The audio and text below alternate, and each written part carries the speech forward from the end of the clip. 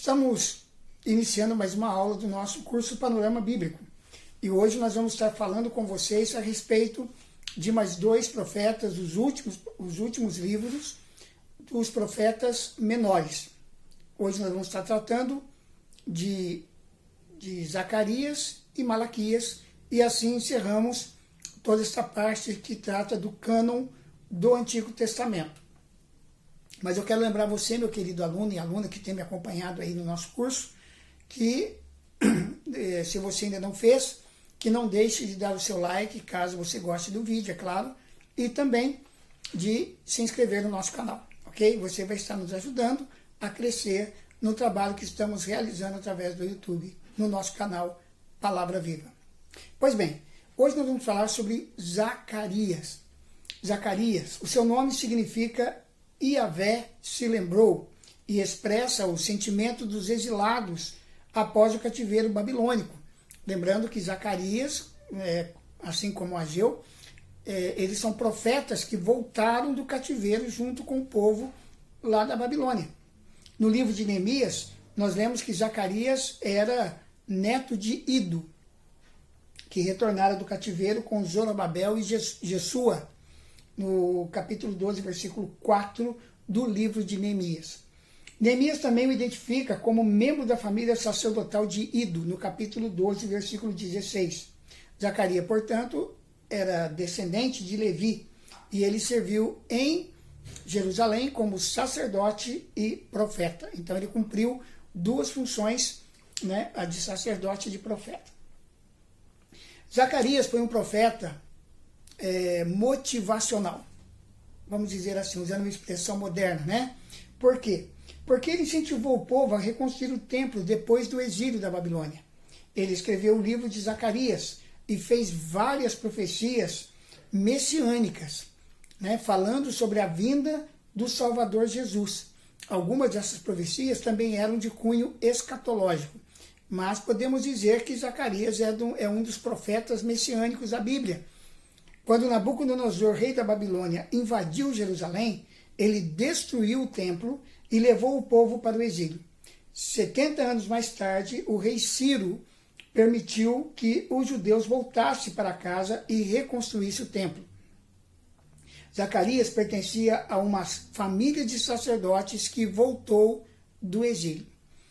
Zacarias começou seu ministério de profeta em um tempo quando a construção do templo estava parada. E essa paralisação da construção do templo aconteceu por ordem do rei da Pérsia. Quero lembrar você, para que a gente possa ter assim um contexto, um pano de fundo histórico. A Pérsia invadiu a Babilônia, e tomou conta, E o rei da Pérsia assumiu o trono. Uma das primeiras decisões que o rei da Pérsia tomou, assim que ele assumiu o trono, isso para que se cumprisse a palavra do profeta Jeremias, de que o povo permaneceria na Babilônia por 70 anos, foi exatamente de dar libertação para o povo e mandar o povo de volta para a sua terra. Zacarias começou o seu ministério de profeta em um tempo quando a construção do templo estava parada. Então passou um tempo e o rei da Pérsia mandou paralisar a reconstrução do templo. O povo estava desanimado e não tinha mais vontade de continuar o trabalho. Deus enviou Zacarias e seu contemporâneo Ageu para animar o povo, porque agora uma nova ordem veio por parte do rei Ciro para que autorizando a dar continuidade ao trabalho.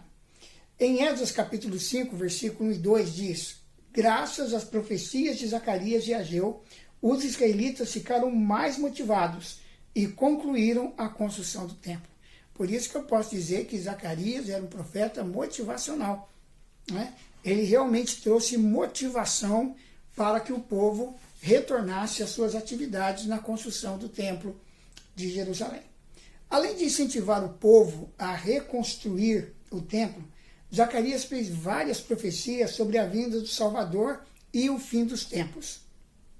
Várias das profecias de Zacarias foram cumpridas quando Jesus veio à Terra. Então elas se constituem em profecias messiânicas, porque elas se cumpriram quando Jesus se encarnou. Então vamos ver aqui algumas delas. Primeiro, Jesus era o servo que removeu os pecados. Zacarias 3, versículo 8 e 9. Esta profecia está cumprida em Marcos capítulo 10, versículo 45. A entrada de Jesus em Jerusalém montado em um jumento, Zacarias 9, 9. Cumprimento, Lucas 19, 35 a 37. A traição de Jesus por 30 moedas de prata, Zacarias 11, 13. E palavra que se cumpriu através da traição de Judas, né? Em Mateus 27, 3 a 5. A morte de Jesus em Jerusalém, Zacarias 12, 10 a 11. Cumpre-se em Lucas 23, 46 a 49. A morte de Jesus e a fuga de seus discípulos, Zacarias 13, 7. Cumpre-se em Mateus 26, 31. Então, a gente vê que realmente Zacarias foi um profeta messiânico. Suas profecias se cumpriram na vinda de Jesus. Zacarias também profetizou sobre a vinda do reino de Deus, o castigo dos pecadores e a restauração daqueles que temem a Deus. Então nós podemos observar que Zacarias foi um profeta motivacional. E algumas lições que nós podemos extrair para hoje, para os nossos dias, né? De um estudo mais aprofundado do livro de Zacarias. É isso que Deus espera de nós, que nós sejamos motivados. Nós realmente precisamos, hoje, mais do que nunca, de ouvir palavras proféticas como a de Zacarias, porque nós estamos num tempo em que estamos preparando o caminho para a segunda vinda de Jesus. A igreja hoje também tem uma missão tão importante quanto a dos exilados que voltaram para Jerusalém. A construção do templo seria uma forma através da qual Deus iria divulgar a sua glória através do povo de Israel. Por isso que Zacarias diz, né? Aliás, Ageu diz que a glória do segundo templo seria maior do que a primeira. Mas o povo estava desanimado, o povo estava desencorajado. Então foi necessário uma palavra profética para trazer o povo de volta à consciência da missão que Deus tinha dado a eles. Eu fico imaginando se nós, como igreja desses dias, não precisamos ouvir palavras proféticas que trazem à nossa consciência a grande responsabilidade que temos de evangelizar esta geração para apressar a volta de Jesus. Então, vamos ouvir as palavras motivadoras de Zacarias e vamos aplicá-la ao cumprimento da nossa missão nesses dias que antecedem a volta de Jesus. Agora vamos falar de Malaquias. Malaquias é um nome originado da língua hebraica, Malak, que pode ser traduzido por meu mensageiro ou ainda meu anjo. Malaquias foi um profeta escolhido por Deus para falar ao povo judeu após o período em que ficou exilado na Babilônia. Ele foi o precursor da vinda de Jesus e foi através de suas profecias que os judeus foram chamados à ordem no que diz respeito à sua fé e religiosidade. Depois do período em que os judeus estiveram cativos na Babilônia, o povo ficou completamente desacreditado de Deus, muitos realizando atos fora de suas crenças. E Malaquias veio para trazer este povo de volta a Deus. Então, Malaquias é um profeta da reconciliação, vamos dizer assim. Ele chama o povo a uma reconciliação com Deus. Dentro do cânon do Antigo Testamento, Malaquias é o último dos profetas menores. O profeta Malaquias é autor do livro que leva o seu nome, que foi escrito no ano de 430 a.C., que consta do Antigo Testamento bíblico, e suas profecias serviram para colocar ordem, para arrumar o povo judeu para a chegada do Messias, Jesus Cristo. Então ele foi o profeta que preparou. É claro que entre Malaquias e o nascimento de Cristo houve 400 anos, mas ele estava preparando o povo para esse tempo. Esse pequeno livro trata dos seguintes assuntos. Capítulo 1 chama a atenção do povo judeu por não ter retribuído ao Senhor a honra e amor que ele merece. Especialmente, Deus condena as práticas dos sacerdotes que deveriam ter dado para Deus as primícias, mas ofereciam sacrifícios inferiores.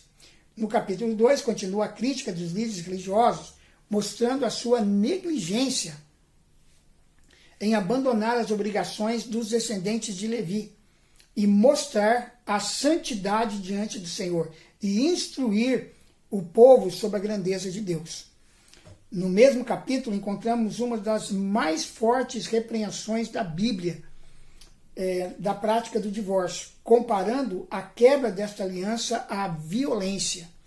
É aqui que Deus fala com muita veemência que ele odeia o divórcio. Por que ele odeia o divórcio? Porque ele foi testemunha da aliança feita entre o homem e a mulher da sua mocidade. Então, o texto de Malaquias nos mostra claramente a posição de Deus com relação ao divórcio. Para Deus, a solução para as crises de um casamento não é o divórcio, né? É a manutenção da aliança. A aliança precisa ser mantida, a aliança precisa ser preservada. Essa infidelidade é motivo do Senhor rejeitar a adoração das pessoas que não cumpriram seus votos matrimoniais.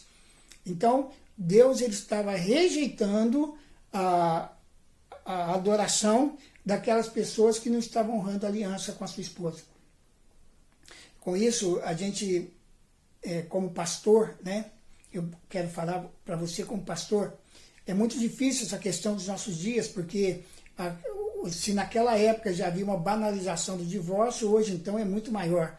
As pessoas se separam pelos motivos mais fúteis que existem. E está incluído dentro desse contexto muitos cristãos.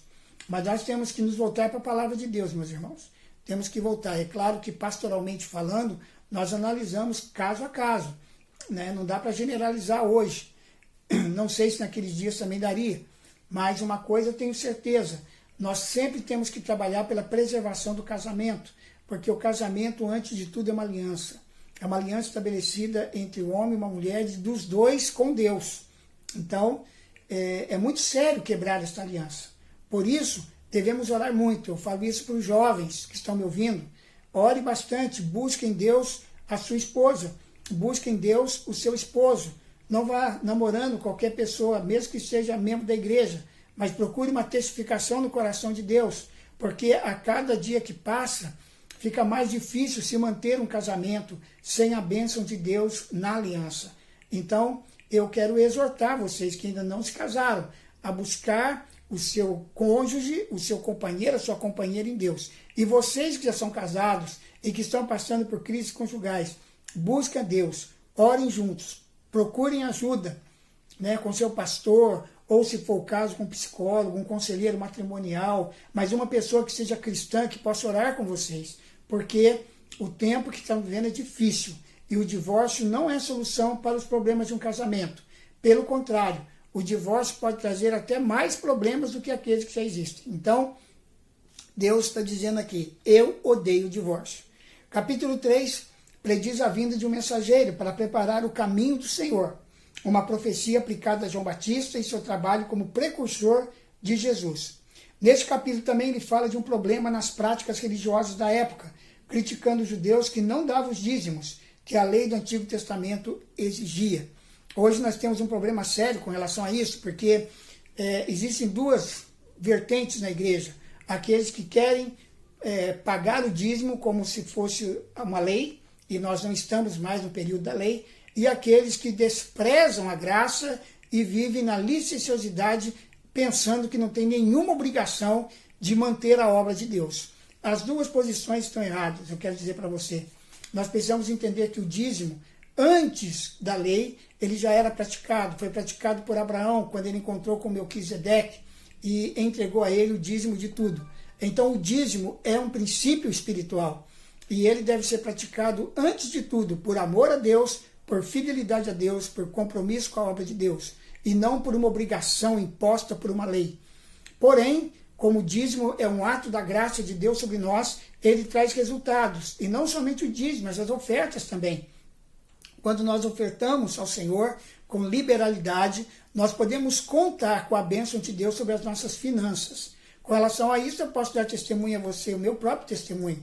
Eu sempre fui fiel a Deus nos dízimos e faço isso com alegria, sem peso, e como também as ofertas, eu oferto para missões, eu oferto na vida de pastores, eu oferto na vida de missionários, na vida de irmãos, né? Tenho prazer em semear, eu não semeio apenas dinheiro, semeio bens também, né? já semeei carro, já semeei moto, faço isso com alegria e posso dizer para os irmãos que eu sou uma pessoa próspera e abençoada. Não sou rico, não sou milionário, mas sou uma pessoa que conta com o sustento de Deus dia a dia.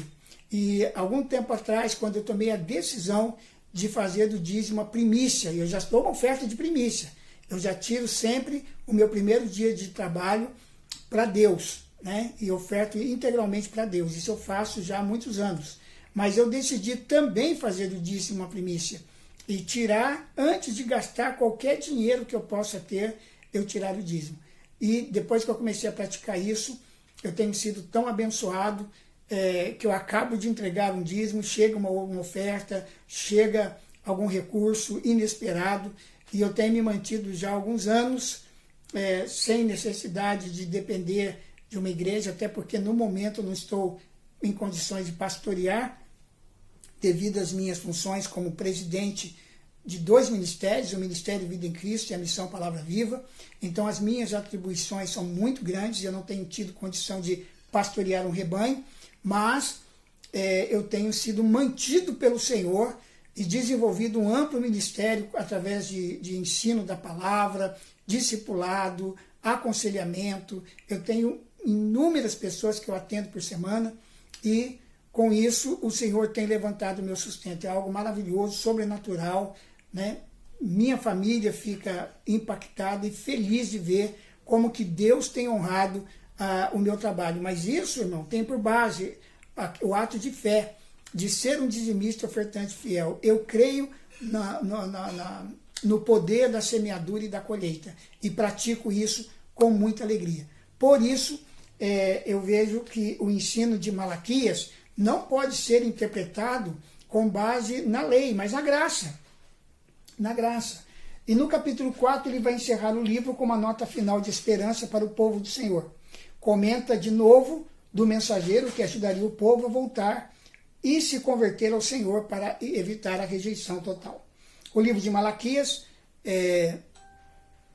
o livro de Malaquias é muito atual. Nós somos tentados a apresentar ofertas fraudulentas no altar do nosso Deus em todo momento. O capitalismo, egoísmo, a ganância, enfim, o sistema de pecado que nos cerca é favorável a um culto sem excelência. Muitos de nós acreditamos que Deus não se importa, mas esse é também um grave engano. O Senhor não mudou. O seu zelo e santidade permanecem inabaláveis. Mesmo em nossos dias, devemos nos esforçar para dar o nosso melhor a Deus. Não apenas o melhor dos nossos sentimentos, mas expressar esse amor através de nossas ofertas físicas também. Ok? Deixe eu, rapidamente, em menos de um minuto, quero mostrar para você qual é a cronologia dos livros do Velho Testamento. Então eu vou falar aqui uma lista dos livros por ordem cronológica, não de acordo com o que está lá no cânon, né? Que está lá na sua Bíblia. Mas o primeiro livro é Gênesis, depois vem Jó, Êxodo, Levítico, Números, Deuteronômio, aí vem Josué, Juízes, Rute. Primeiro Samuel, segundo Samuel, depois Salmos. Aí vem 1 Reis de 1 a 4, na sequência Provérbios 1 a 3 e 25 a 28. Depois Provérbios 4 a 7 e 29 a 31. Aí Provérbios 8 a 11 e Eclesiastes 1 a 3. Depois Provérbios 12 a 14, Eclesiastes 4 a 6. Provérbios 15 a 18 e Eclesiastes 7 a 9. Provérbios 19 a 21, depois Eclesiastes 10 a 12. Provérbios 22 e 24. Aí vem o livro de Cantares. Depois 1 Reis 5, 22, 2 Reis 1, 14 a 20.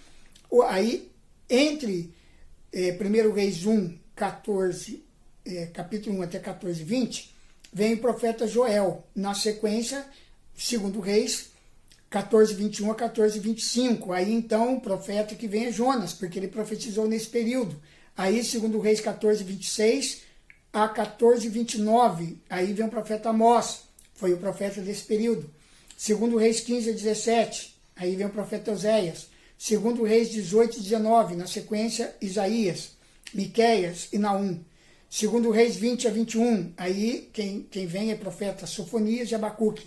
2 Reis 22 a 25, aí o profeta Obadias, Jeremias e Lamentações.